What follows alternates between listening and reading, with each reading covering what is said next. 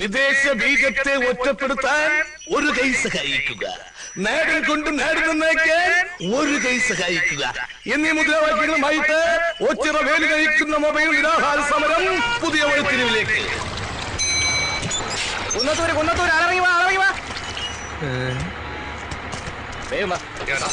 നീ വീണ്ടും വന്നല്ലേ?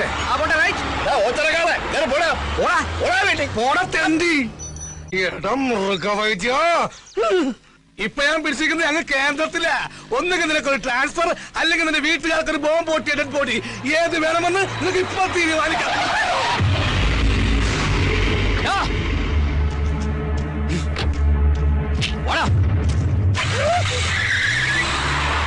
ദൈവം തീരുമാനിച്ച് വീട്ടുകാർക്ക് ബോംബ് പൊട്ടിയ ഡെഡ് ബോഡി പൊട്ടി, ബോംബ് പൊട്ടി. ഹരീന്ദ്രന്റെ കൈ കൊണ്ട് അവന്റെ കഥ തീർന്ന്.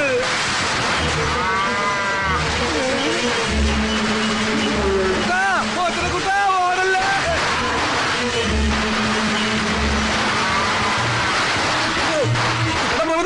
ആരിക്കാല ഒന്ന് നിന്നേ. നിന്റെ വിത്തുകളെ കൊണ്ടെന്നെ കുത്തി കൊല്ലിക്കാനല്ലേ? അല്ല, ഈ നാട് ഞെട്ടിക്കുന്ന സത്യം പറയാനാ. നിന്റെ അമ്മണിക്കുട്ടിക്ക് ഏത് ടൈപ്പ് കുഞ്ഞുങ്ങളെന്നാ പറഞ്ഞത്? അമേരിക്ക, ചൈന, ജപ്പാൻ, പത്തനംതിട്ട, ഏതാ?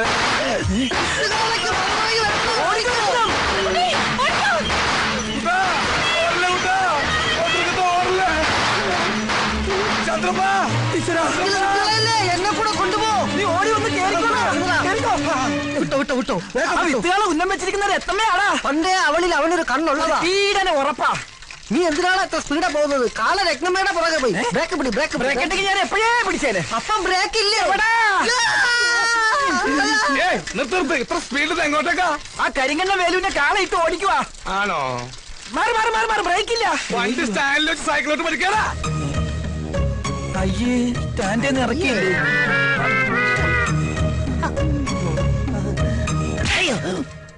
ഇത് നിന്റെ ഡോക്ടറൊക്കെ കരുതി വെച്ചിരുന്നതാ. അവനത് വാങ്ങാനുള്ള യോഗം ഉണ്ടായിരുന്നില്ല. ആ ഹരീന്ദ്രന്റെ കൈ കൊണ്ടവൻ ചത്ത്. ഇതെന്തിനാ? ഇത് നിനക്കുള്ളതാ. എനിക്കിട്ട് പാര വെച്ചിട്ട് ആ മൃഗവൈദ്യന്റെ കൂടെ ചേർന്നതിന് ഇനി വൈദ്യനില്ലാത്ത ആശുപത്രിയില്ലേ തവിട്ട് ഡോക്ടർ ഞാൻ. ഓ, ഇവന് കിട്ടിയിട്ടില്ലേ? മതിയാ?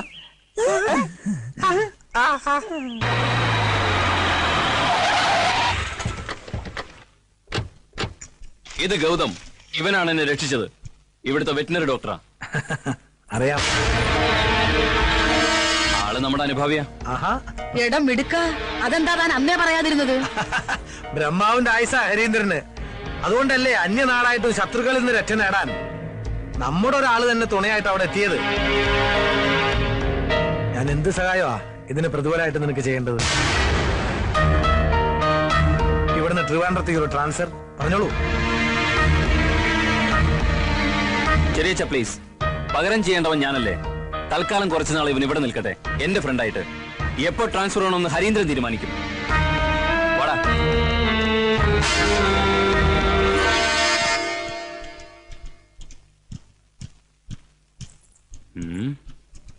വാടി ഇവിടെ. ലുക്ക്, ഇതെന്റെ ഭൂമിക. ആരോമലാൾ, പ്രേയസി, കാമുകി എന്നൊക്കെ പറയും. പക്ഷേ ഹരീന്ദ്രൻ പറയും എന്റെ മണവാട്ടിയെന്ന്. കം, ഇത് ഡോക്ടർ ഗൗതം, എനിക്ക് റീബർത്ത് തന്നവൻ. ഒരുപക്ഷെ നിന്റെ പ്രാർത്ഥന കൊണ്ടാവാം. ചിലപ്പോ താൻ കരുതും എന്നെപ്പോലൊരു മുരടനെ ഈ സുന്ദരി പെണ്ണ എങ്ങനെ ഇഷ്ടപ്പെട്ടു. അതാണ് ഹരീന്ദ്രൻ, അതാണ് എന്റെ ഭൂമിക. ഞങ്ങളുടെ രണ്ടുപേരുടെയും മനസ്സിന്റെ നിറം ചുവപ്പാണ്, രക്തച്ചുവപ്പ്.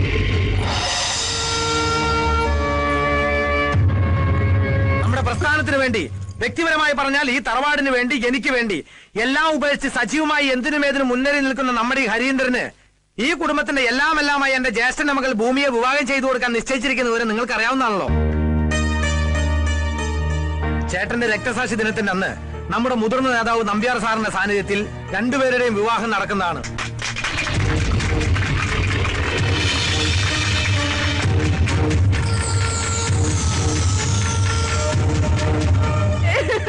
ഇനി ഞാൻ എങ്ങനെ ആൾക്കാരുടെ മുഖത്ത് നോക്കും?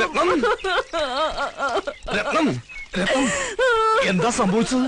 ഇനി എന്താ സംഭവിക്കാനുള്ളത്? എന്റെ മാനം കളഞ്ഞില്ലേ? നിങ്ങളുടെ കാള.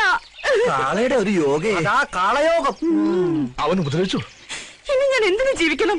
ഇത്രയും കാലം കാത്തു സൂക്ഷിച്ച മാനം ഒരു നിമിഷം കൊണ്ട് പോയില്ലേ? അത് പിന്നെയും പോയാ? കണ്ടില്ലേ നാശം? ഇപ്പോഴും അവിടെ നിന്ന് സ്വീകരിക്കുക.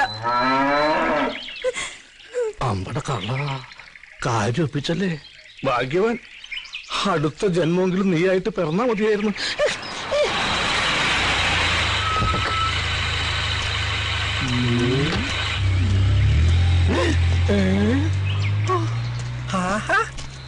നീ ചത്തില്ല അല്ലേ? സാറ് ചാവാത്ത സ്ഥിതിക്ക് നമ്മൾ അതും കൊണ്ട് നടക്കണോ? അവൻ കൊടുത്തേക്ക്. എന്താ നേരത്തെ നീ എനിക്ക് തന്നില്ലേ? അതാ എന്താണ് ഇവന് കൊടുത്തതാ. ഇവ പണ്ടേ ഇങ്ങനെ വാങ്ങിച്ചാ തിരിച്ചു കൊടുക്കത്തില്ല. വൃത്തികെട്ടവൻ. എന്താ ഇത്? ഞാനിപ്പൊ തിരിച്ചു കൊടുത്തു തുടങ്ങി. അവൻ ഇത്ര പെട്ടതും നന്നായ. രക്തസാക്ഷി ദിനത്തിന് 2 ആഴ്ച പോലും ബാക്കിയില്ല. കലാകായിക മത്സരങ്ങളിൽ നമ്മുടെ എല്ലാ ക്ലബ്ബുകാരെയും സജീവമായി പങ്കെടുപ്പിച്ചിരിക്കണം. അതിനുള്ള പ്രവർത്തനങ്ങൾ ഞങ്ങൾ ഇപ്പോഴേ തുടങ്ങി കഴിഞ്ഞു. എല്ലാ വർഷത്തെയും പോലെ അല്ല, അറിയാലോ. ഇത്തവണ മോളുടെ കല്യാണം വന്നു തന്നെ. ശരി, അപ്പൊ അങ്ങനെ ശരി. കാലത്തെ മുതൽ ചൊറണ തുടങ്ങിയതാണല്ലോ എന്ന് പറഞ്ഞ ഇതിപ്പോ ചില്ലറപ്പെട്ട പണിയാന്ന്. ഹരീന്ദ്രൻ അകത്തുണ്ട്. അല്ല ജോസേട്ടാ, ഇങ്ങനെ അതെ, എന്തു തന്നെയായാലും കല്യാണത്തിന്റെ അന്ന് കേരളത്തിലെ എല്ലാ ജയിലുകളിലും നമ്മുടെ പാർട്ടിക്കാർക്ക് ഗംഭീരമായിട്ടൊരു സദ്യ കൊടുക്കണം. അല്ല, കല്യാണം കഴിഞ്ഞാലും നമ്മുടെ മണവാളം പൊറുക്കേണ്ടത് അവിടെയാണല്ലോ.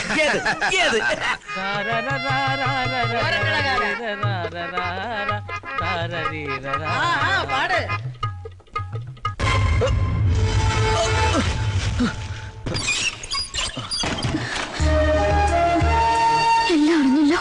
അറിഞ്ഞു. നിന്നെ കാണാൻ തന്നെയാണ് ഞാൻ വന്നത്.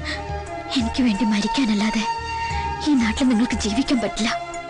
എന്നിൽ നിനക്ക് വിശ്വാസമുണ്ടോ? എന്നേക്കാൾ. എങ്കിൽ ഞാൻ പറയുന്നത് നീ കേൾക്കണം. എടുത്തുചാട്ടമല്ല, ആത്മനിയന്ത്രണമാണ് ഇപ്പൊ നമുക്ക് ആവശ്യം. വിവാഹത്തിന് ഇനിയും ദിവസമുണ്ടല്ലോ. എന്തെങ്കിലും ഒരു മാർഗം ദൈവം നമുക്ക് തുറന്നു തരും. അതുവരെ നമ്മൾ തമ്മിൽ ഒരടുപ്പവും പാടില്ല. അറിയാലോ, മഷിയിട്ട് നോക്കുന്ന പരിവാരങ്ങളാ ചുറ്റും.